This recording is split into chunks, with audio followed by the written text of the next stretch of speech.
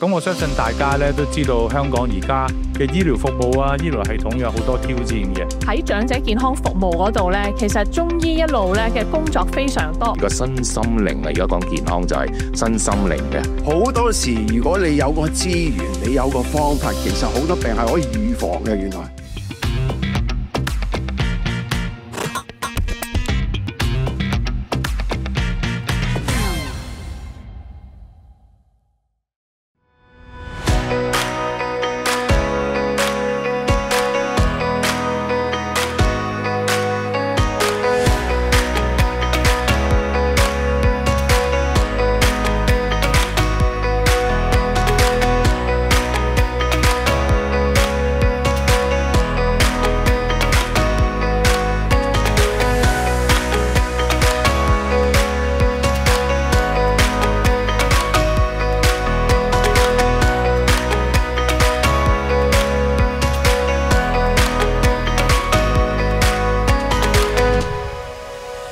咁大家睇到咧呢一個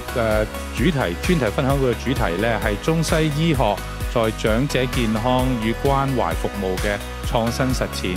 咁我相信大家咧都知道香港而家嘅醫療服務啊、醫療系統有好多挑戰嘅，大家都會慢慢見到即係香港醫療服務需要一啲創新、一啲新嘅發展啊，咁先至令到我哋嘅醫療服務咧可以繼續持續落去。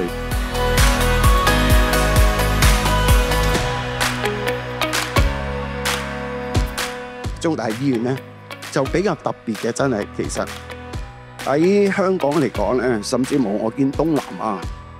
其實冇一間大學咧自己去全資擁有一間私家醫院。希望呢間醫院咧能夠繼續咧同喺大家支持之下咧，繼續發揮我哋中大精神咧，喺嗰個社會方方面面，包括長者健康咧，盡一分力。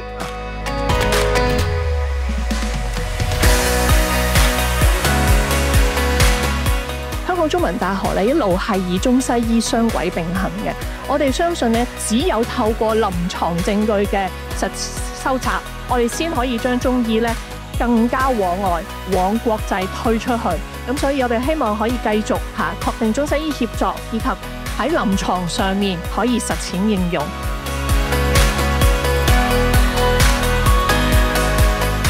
唔係一定要物理治療師、職業治療師幫佢行，哇，冇可能嘅事。佢需要一啲人陪下佢，或者甚至推下輪椅，或者佢需要有人幫手買啲嘢送上去俾佢。嗱，呢啲就係